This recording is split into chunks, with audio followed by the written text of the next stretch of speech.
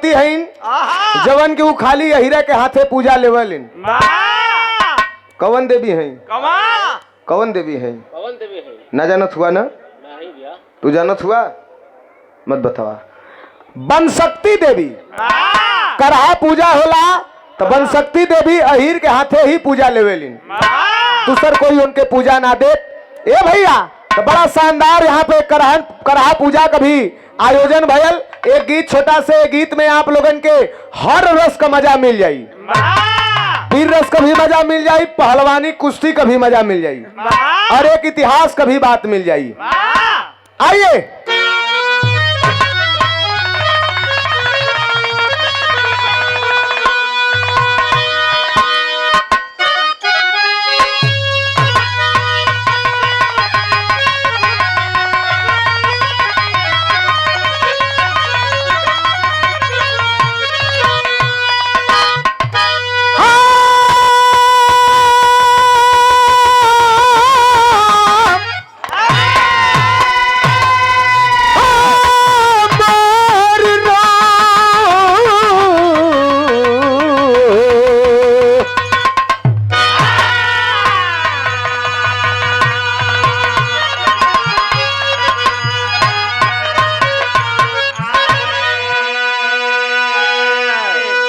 तनी से प्रधान जी के सामने बैठौता तो तनी से और तनी मिजाज बनत गावे के और। हाँ लालू ठंडा है अब पा कोई दिक्कत? ठीक है। ए भैया 4 लाइन कभी जी गाना कबीर भाव में लिखत हुआ कैसे?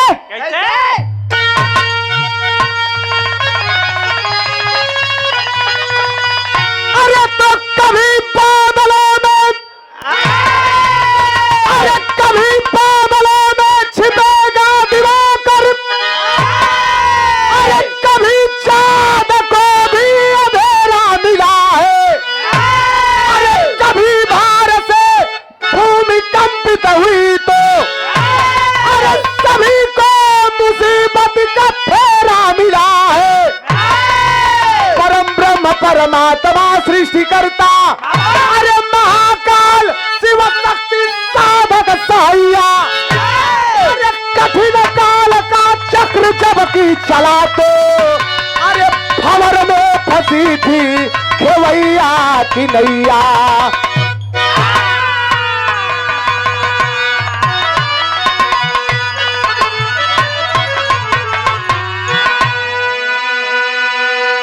कठिन काल का चक्र जब की चला तो भंवर में फंसी थी खेवैया की नैया।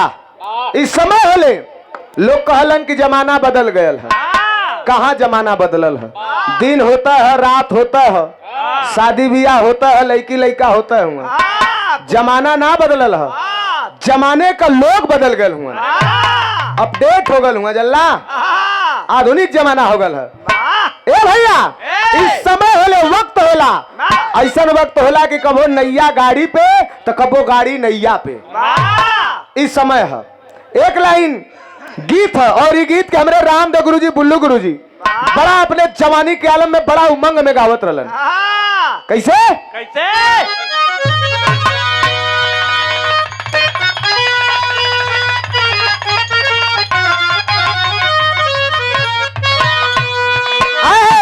बुल्लू गुरु बड़ा लहाई के कहे कि अरे एक बात कि एक बात अरे मोरी सजनी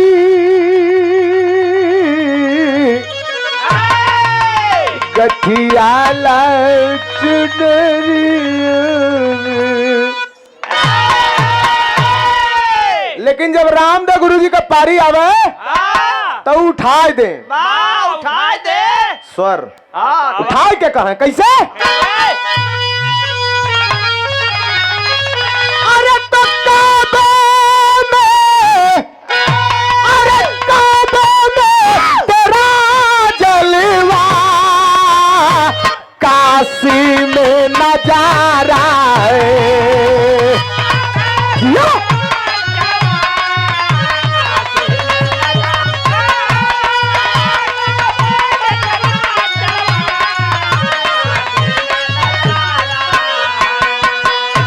अरे काबे में तेरा जलवा, अरे काशी में नजारा है, अरे हमें ये भी तो प्यारा है, हमें वो भी तो प्यारा।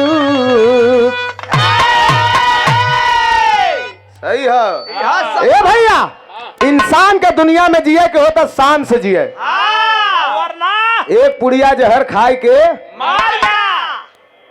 खाए वाला घरे करूंगा कर आवाज बैठ गई है। कहना हो अरे तेरा अच्छा है, अरे अच्छा है कि मर जाना बेकार के जीने से।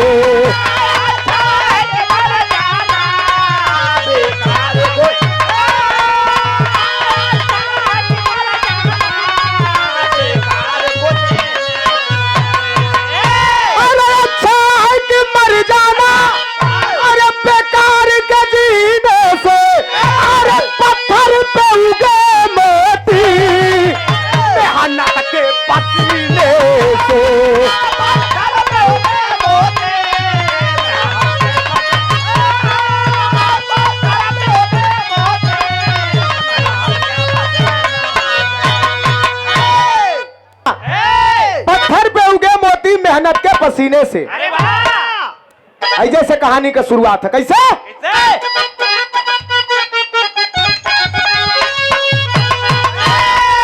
अरे तो मुरारी गोकुल से मथुरा में जब किया है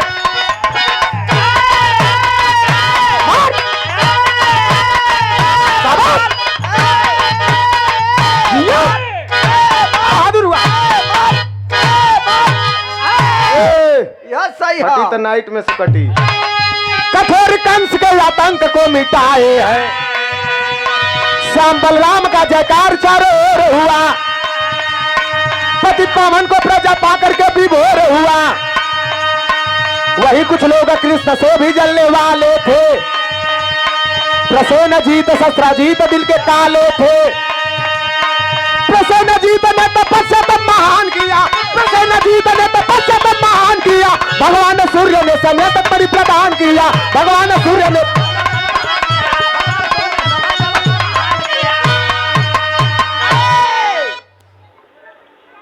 गोकुल से मथुरा में जबकि आए हैं, कठोर कंस के आतंक को मिटाए हैं। कंस के मार के भगवान कंस के अत्याचार से जनता के राहत देहलन, खुश कर देलन। भगवान के राज्य में सारी प्रजा सुखी रहल, कोई के कोनो दिक्कत ना रहल। लेकिन हम बताइला जहां तरक्की होले वहां कुछ जरतुहा होलन, कुछ जरलन हमेशा टांग खींचे के कोशिश करलन। वही तरह कृष्ण भगवान से भी जरे वाला दुई भाई, एक भाई प्रसेनजीत, दूसरा भाई शस्त्राजीत। ए भैया, कृष्ण भगवान से जले वाला प्रसेनजीत और शस्त्राजीत हमेशा भगवान के नीचा दिखावे का काम करें, कोशिश करें। ए भैया, प्रसेनजीत एक दिन घनघोर तपस्या करता है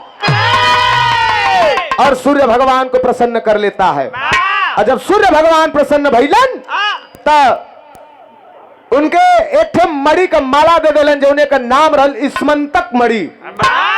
स्मंतक मणि जेके गांव में ठेठ में लोग बोलन समयंतक मणि। स्मंतक मणि दे के कहलन तीनों लोग 14 भुवन धरती आकाश पाताल कहीं एक जोड़ ना हो, मात्र इकलौता तोहरे पास हो। अब वो माला पौलस जब प्रसेन जी तो लगल भगवान के आगे जाके माचे, लगल छाती फुलावे दिखावे। तो देखा यहाँ कवि जी व्यंगात्मक भाव लिखले होंगे, कैसे तर्ज बड़ा बढ़िया है।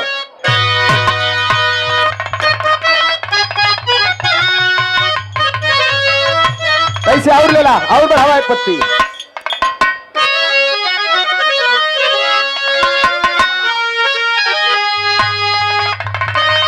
कौनो मेहरारू अपने दुल्हा से कोहार गई रहल, हम देखा नहीं गली, अपने दुल्हा से कोहार गई। दुल्हवा लगल मनावे का लेबू, का चाहिए तो दुल्हवा कहे कि अरे काहे ऋषि आइल बाड़ू, अरे काहे ऋषि आइल बाड़ू, जान ले बुकाओ, अरे बोला हमरी सुगिया परान ले बुकाओ। लेकिन कभी जी व्यंगात्मक भाव में लिखलन कि अरे दिन करके दिया ना देखावे चलल हो।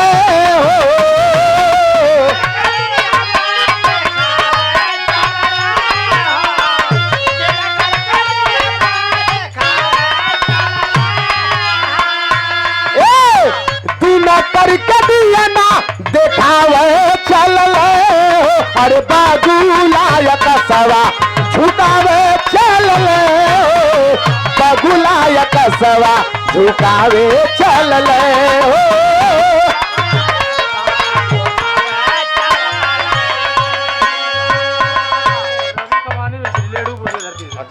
करके दिया ना देखावे चलल, बागुलायक सवा झुकावे चलल।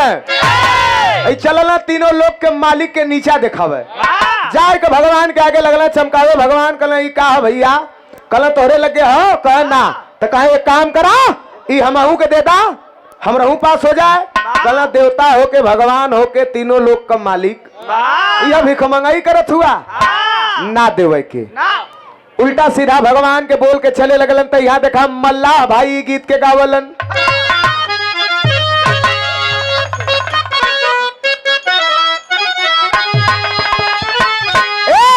कि प्रभु आप, एक मल्लाह भाई गावलन कि अरे धीरे से बहो गंगा मैया,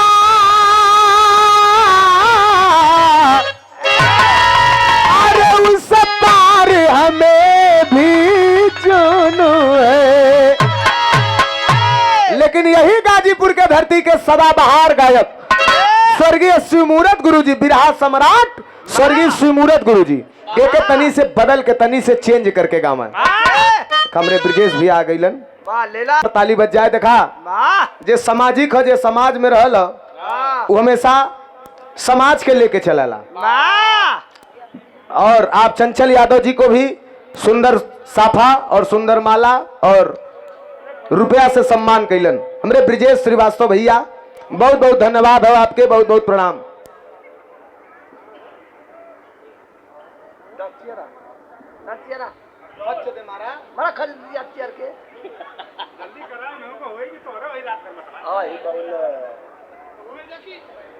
कहा तो अब बैठ जाई,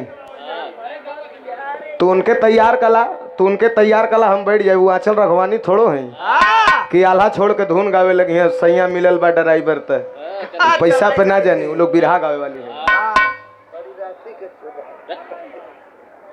देखा बिरहा में जहां तक बिरहा हो वहां तक आपका नाम हो, और सभी कलाकारन का सम्मान करेलन। वर्तमान में आप प्रधान जी ग्राम सभा पटना और विधानसभा अध्यक्ष समाजवादी पार्टी, आपसे निवेदन है कि एक बार आप मंच कहे कि प्रभु आप बसो बने मोरवनी में,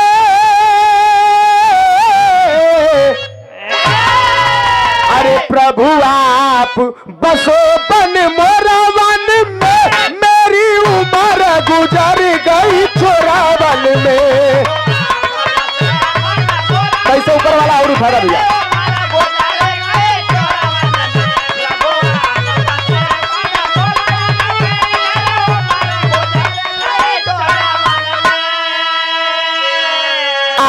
कुघात का रगरी, अरे सुन बात कुघात का रगरी, कछु मांगत नाही लजात भला।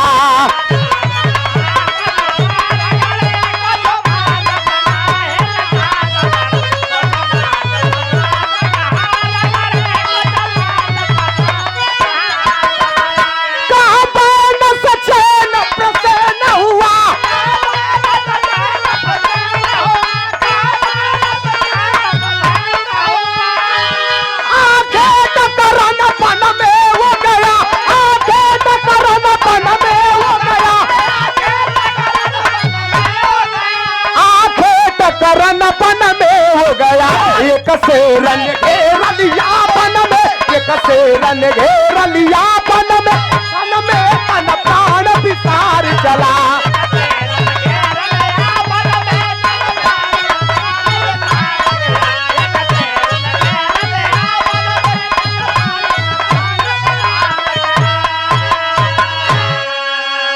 उल्टा सीधा बोल के प्रसेनजीत चलल। अब गयल जंगल में होकर सामना हो गया शेर से। अरे वाह। शेर से प्रसेनजीत से हो गई लड़ाई। हर नगर में कुछ दिन ना लौट के अलन, तब ससुराजीत घूम घूम के लगल नगर में कहे कि भगवान हमारे भाई के संगे गद्दारी कैलन। आदरणीय आप बचाऊ यादव जी, आप से निवेदन है कि आप मंच पे आ जाएं। आदरणीय आप बचाऊ यादव पूज्य बाबू जी कोनिया कज्जाकपुरा।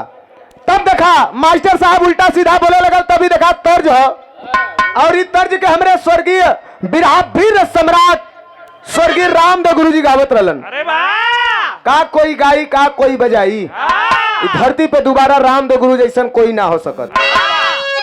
हम कोशिश करल जाला कि आप लोगन के याद रहे, लेकिन वो चीज हम से ना गवाई जो चीज रामदेव गुरु जी गावे। अब कैसे कहा,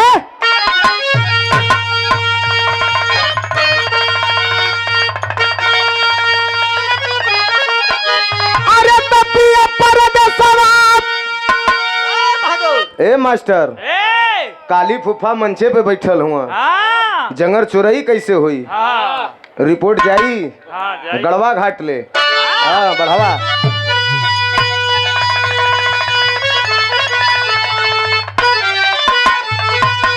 अरे तपिया परदेसवा नभावे गानू, अरे तपिया ही बनल बात से जारी। अरे मोरी उड़ी उड़ी झूला चरिया।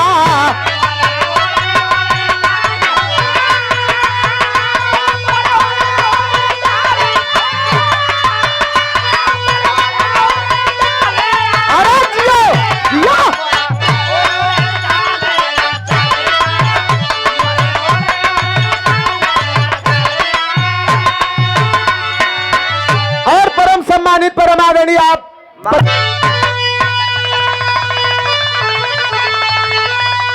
अरे तपिया परदेसवा नभावे गानावा। अरे पिरही बनल बास से जारी। अरे मोरी उड़ी उड़ी झूला चरिया।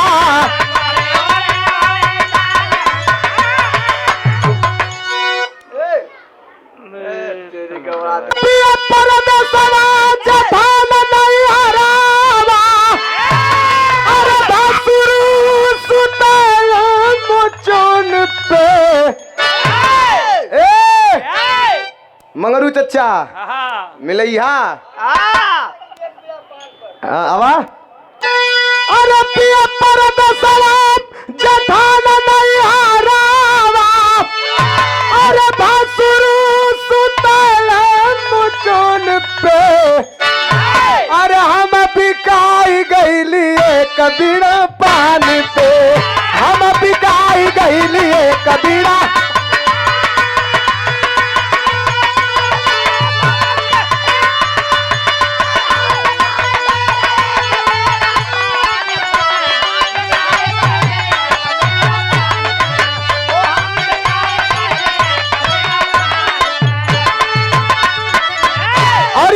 आशीर्वाद हमारे काली फूफा मंगरू चचा की ओर से बहुत बहुत प्रणाम है। उपस्थित जनता को प्रणाम, आशीर्वाद की इच्छा था जिंदगी रहे।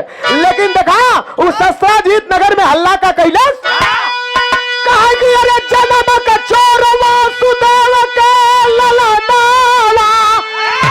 अरे चोरी कर ली हला रता नवारे श्याम बनल है तू सुमनवा।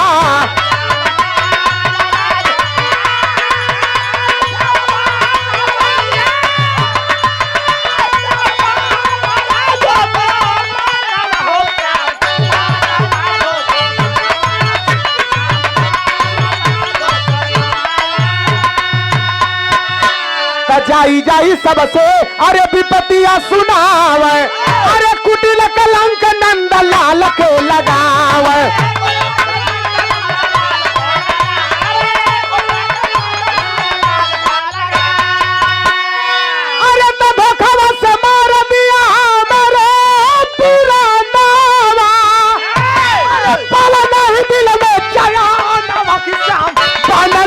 सुमानवा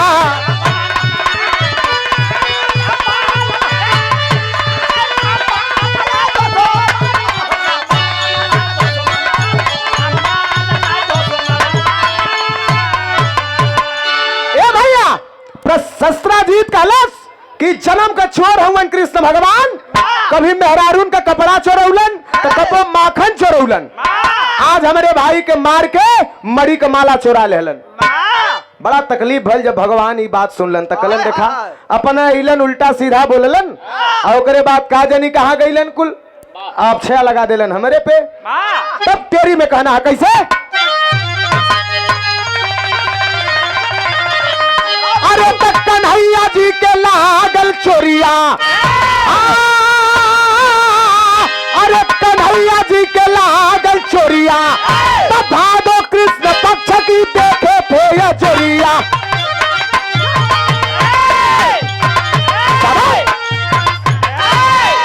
भादो कृष्ण पक्ष की देखे थे ये जोरिया, कन्हैया जी के लागल चोरिया। कृष्ण भगवान सर का मुकुट उतार के रख देलन सिंहासन पे, चल देलन पता लगावे के लिए। गईलन जंगल में तो जंगल में एक लाश पड़ल रहल। जब वो लाश के पास गईलन तो लाश के हुआ और कना ही प्रसेनजीत कर रहल। भगवान कहलन अरे बाप रे तो सच्चो कलंक लग गयल, लेकिन थोड़ा दूर पे ध्यान गयल तो एक शेर घायल अवस्था में कराहत रहल। आय हाय हाय भगवान जाए के उस शेर के पास खड़ा भइलन, कहलन जंगल का राजा। शेर भगवान के देखलस विनम्रता से प्रणाम कैलस, कलस प्रभु आप हाँ कैसे कलन ये आदमी के पता हो तो हो, कल सरकारी अहंकारी के तो हम ही मरले है, कलम मार देला ठीक है करे, गले में एक मड़ी का माला रहल का भल, कलन की माला लेके हम आगे बढ़ली। हमार सामना हो गए जामवंत जी से, जामवंत जी से हमसे भीषण युद्ध भइल। जामवंत जी 20 पड़लन, माला लेके चल गए, हम तो कैसो अपन जान बचा के भागल है। कल मिली है कहाँ, कल यह रास्ता दे के चल जा, आगे एक गुफा हो वही गुफा के पास मिल जाई है आपसे। भगवान धीरे धीरे पहुंच गए जामवंत जी के गुफा के पास, और जब जामवंत जी के गुफा के पास पहुंचलन आवाज देहलन। जामवंत जी निकल के बहरे अलन, कृष्ण भगवान के देखता विनम्रता से प्रणाम कैलन, कलन प्रभु कैसे, कलन शेर के मार के माला लिया हुआ, कलन हाँ कलन माला जल्दी से दा, हम जाई अपन नगर में जाके एक कलंक मिटाई। कलन बड़ा सहजे कह देला, लड़के जीतल है, लड़के हारब तब्बे दे, ऐसे ना दे बिना लड़ले, कलन ना मनबा कलन नहीं। तब देखा कृष्ण भगवान और जामवंत जी का वहां पर कुश्ती मल युद्ध होने लगल, मल युद्ध होने लगल। जब मल युद्ध होने लगल तो यहाँ देखा जितना पहलवान भाई लोग हुई है या कुश्ती प्रेमी हुई है फुफ्फा, तनी से यहाँ दाव पेच कर आनंद लिहा लोगन। ये देखा बिरहा का ओरिजिनल अंतिम तर्ज हो,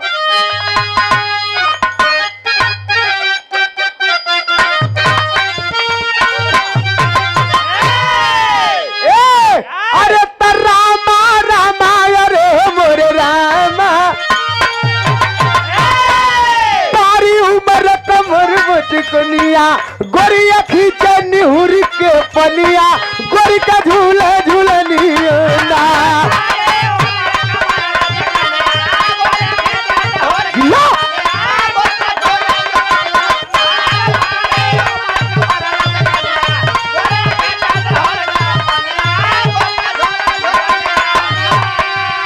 लेकिन भाव में कभी जो लिखा हुआ कैसे, तथो के ताल जंग में दूनो, हो के ताल जंग में दूनो, पलकारी यारे नजरिया जैसे चमके बिजुरिया ना, तथो के ताल जंग में पलकारी यारे नजरिया जैसे चमके बिजुरिया ना।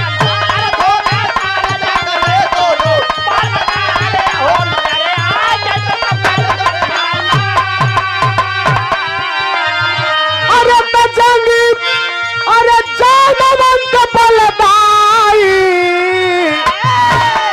मार धोबिया पाट सदाई, मार धोबिया पाट सदाई, ढेकुली मार पछे ये दुराई, ढेकुली मार पछे नटवरिये निकास उठाई, नटवरिये निकास उठाई, तहुल की मार रिक्ष बच गई है, उल्टी मार रिक्ष बच गई है, करहु नारी यार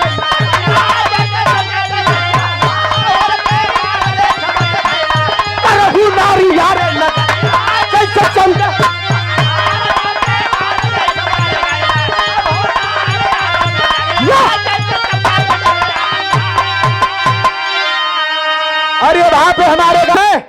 यार जामवंत जी एक तरफ से कृष्ण भगवान, जामवंत जी दाव लगावे तो कृष्ण भगवान काटे, और कृष्ण भगवान दाव लगावे तो जामवंत जी काटे। तब पापट में कहना हम मास्टर एक पत्ती और चढ़ी।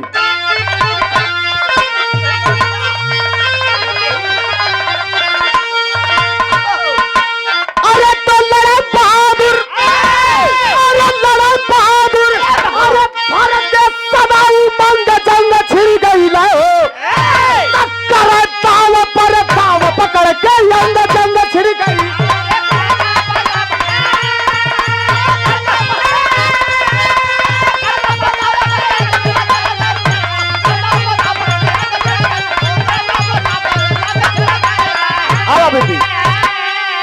अरे तो मारे ढाक जब मनमोहन, अरे मारे ढाक मनमोहन, अरे पुट्ठी खींचा बनवारी हो, अरे भरई रानी जामवन तब घूमे रूम बनवारी।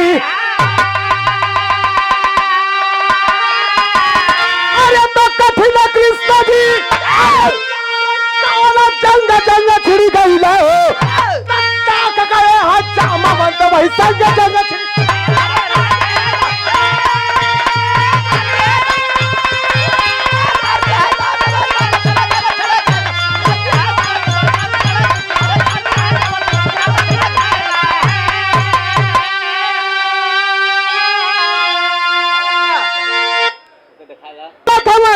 कृष्ण भगवान दाव लगावा तो जामवंत जी काटा, या जामवंत जी लगावा तो कृष्ण भगवान काट देवे। लड़ाई बड़ा कचाका होता, कुश्ती देखा, कुश्ती तिनिये थे भइल।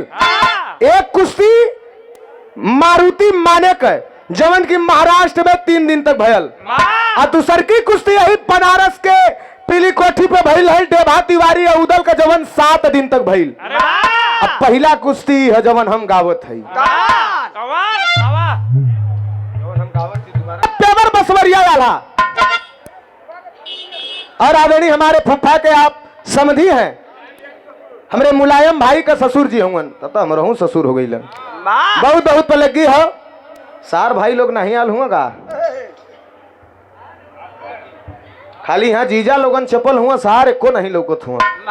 ये लकी छोटा मुन्ना हमारा भाई ने आपकी ओर से बहुत बहुत धन्यवाद। बचवा के माई भगवती खूब आगे बढ़ावे, तरक्की देवे। हाँ हाँ समझ गई। ये हमारे राम जी फुफ्फा का समधी हुआ ना, हमारो ससुर हुआ। आपकी ओर से पुनः आशीर्वाद हो, बहुत बहुत प्रणाम हो, उपस्थित जनता के प्रणाम। देखा पेवर बसवरिया वाला तनी से ध्यान दिया यूट्यूबर साथी लोग।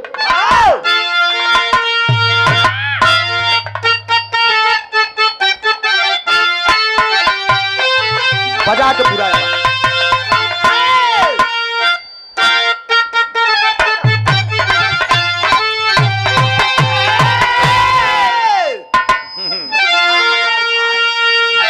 सही है, कोई बात नहीं। ब्रजेश शाह ध्यान दिया। देखा कुश्ती होता कैसे, यह प्रमोद के पहचान है। वाह हाँ बस लड़त हुआ लोग कैसे। अरे तो हिमगिरी एक रीडा ऊर्जा,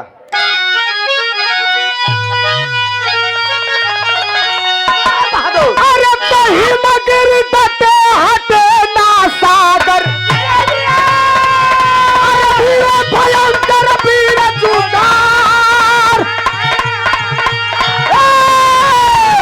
अरे वार पे वार बराबर करते, अरे कोई ना कोई से पावे पार, अरे दिनवा पीते पीते रतिया, सूरज है बिहार, अरे गरीब लगावे दोनों, अरे कहाँ कहाँ तक कहीं जहार तक लड़ पड़ता है, कहीं कभी न बीतल, लड़ पड़ता है कहीं कभी न बीतल।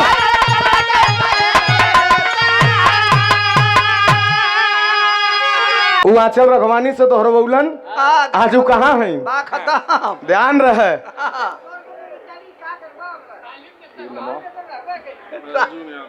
और ये परम सम्मानित आप अर्जुन यादव जी, हमारे दोपहर रात बीता तो फिर दिन हो जाता, और लगातार लड़त लड़त का दिन बीता 21 दिन।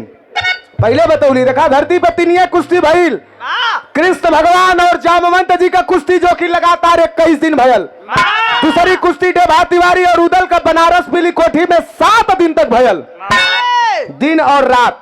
तीसरी कुश्ती मारुति माने का महाराष्ट्र में भइल रहल, जो 3 दिन तक लगातार भइल रहल।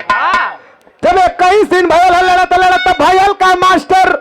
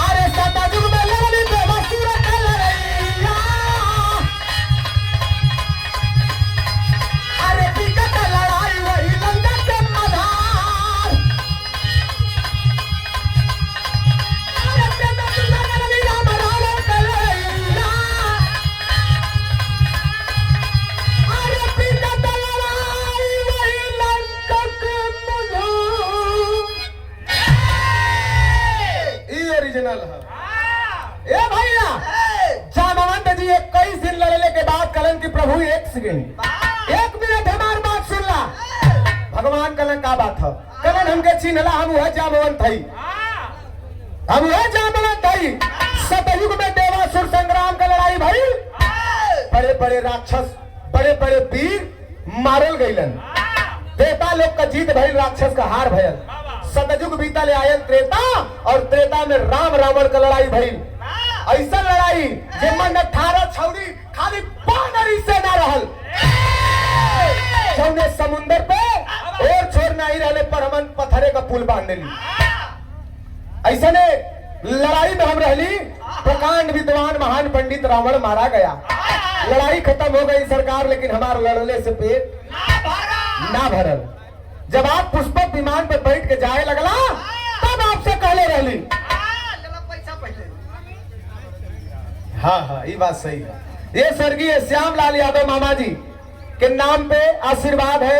मामा जी का जहां भी हो स्वर्ग से हमेशा अपन आशीर्वाद हमहन पे बनौले रहे, दया दृष्टि बनौले रहे। और आज समाज में जब घूम घूम के गाइला, तो बंबई हो या कलकत्ता हो या जहां भी पूर्वांचल के धरती पे जाइला, तो जे देखला ते यह कहला कि देखा यह श्यामलाल मम्मा भैया का लगावल पौधा है, चला यही लोग कहलन। अभी कल रात के बिरहा रहल रुद्रपुर देवरिया में पूजा निगम से, और गौले के बाद बैठली तो एक आदमी उठ के अलन, तो कहलन भैया श्यामलाल भैया का का हालचाल है।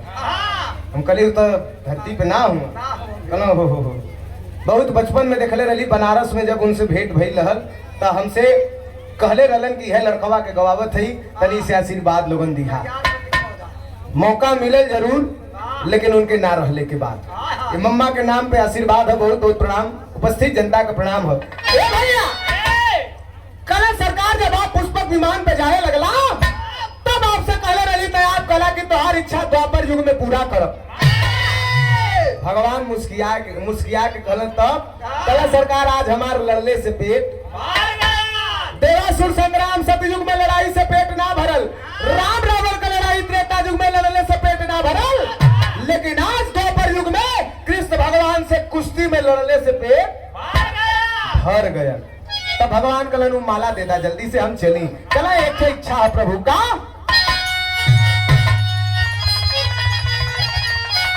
अरे तधार रूपया सली प्रगट भारतिया, अरे गिरे जामवंत हरि चरण मधार, अरे बेटी जामवंत जगिए हर कन्या बनावा, अरे बेटी जामवंत जगिए हर कन्या बनावा,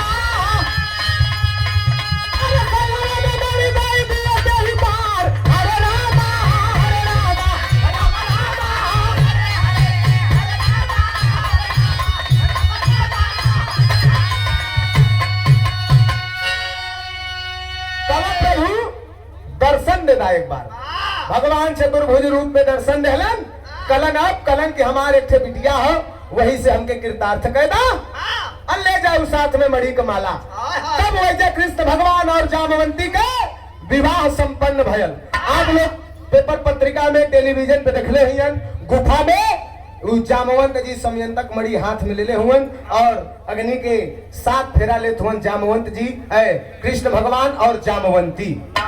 जामवंत जी का बिटिया जामवंती का शादी वहां पर कृष्ण भगवान से भई। भगवान का रानी जवन रहली सत्यभामा,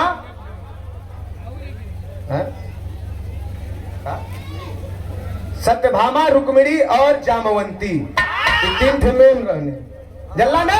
तो आज भी मणि का माला कलयुग में है, मणि का माला ले जाए के भगवान अपन कलंक तो छोड़ा देलन, लेकिन वो मणि माला आज भी कलयुग में कौने रूप में हो, कहाँ हो, बिरहा का मेन पॉइंट 2 मिनट तनी से नोट करिया खड़ी में।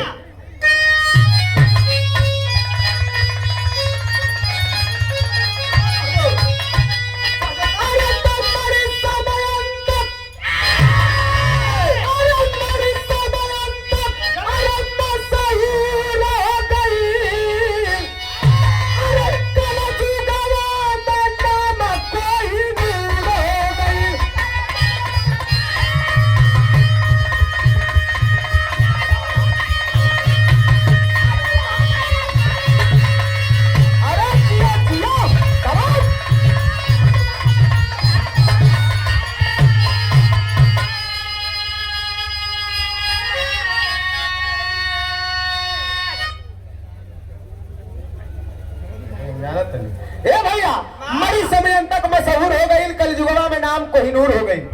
वही समयंतक मणि आज कलयुग में कोहिनूर हीरा के नाम से जानल जाला। तो मणि का माला कहाँ कहाँ तक गयल है? अरे कदोतर में पांडव पासरा खड़र नाराज हो, अरे काला जुग में मुगलन का पांडवा नाज हो।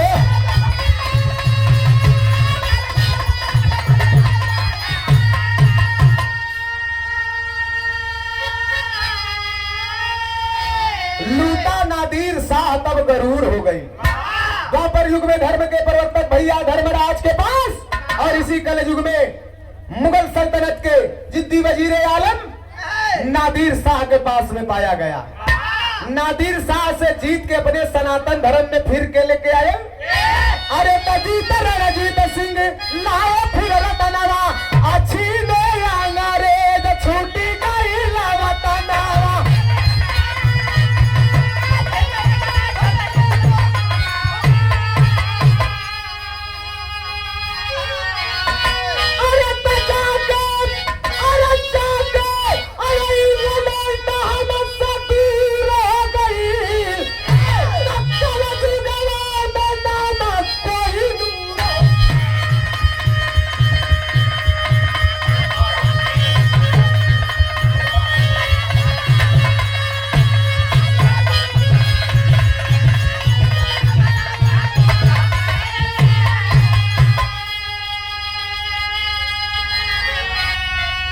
रणजीत सिंह जीत करके नादिर शाह से सनातन धर्म में लेकर आए, लेकिन जब अंग्रेजी सल्तनत आई हिंदुस्तान के अंदर तो अंग्रेजन का जो रानी रहल एलिजाबेथ विक्टोरिया रानी, आज भी कलकत्ता में विक्टोरिया हाउस हो, तो विक्टोरिया रानी के पास समयंतक मणि उर्फ कोहिनूर हीरा मिला।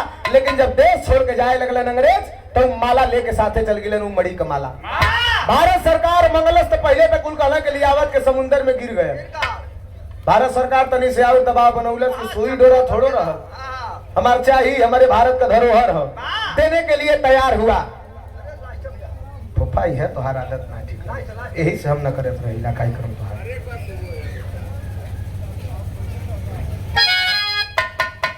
गुरु बिहारी गुरु गणेश खुश खुश ना ठीक है, वजह से फिर हम निकल भी जाए बनारस में होगा।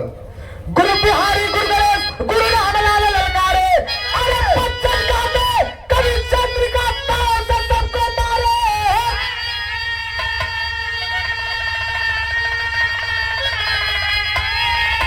अरे कन्हैया जी के लागल छोरिया, कन्हैया जी के लागल छोरिया, अरे मन कभी जगदीश सब गुरु चरण की ओरिया, कन्हैया जी के लागल छोरिया।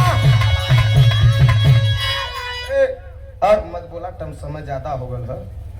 ये हमारे चाचा जी ब्रिजेश यादव चाचा जी स्वर्गीय श्यामलाल यादव मामा के सुपुत्र जो कि हमारे संरक्षक रहलन, गार्जियन रहलन। आपकी ओर से बहुत बहुत प्रणाम हो, उपस्थित जनता के प्रणाम। झटके में भैया इनाम देता, बहुत ज्यादा समय भी हो गल है, 5-6 घंटा हम माइक को हर लगाओ भैया।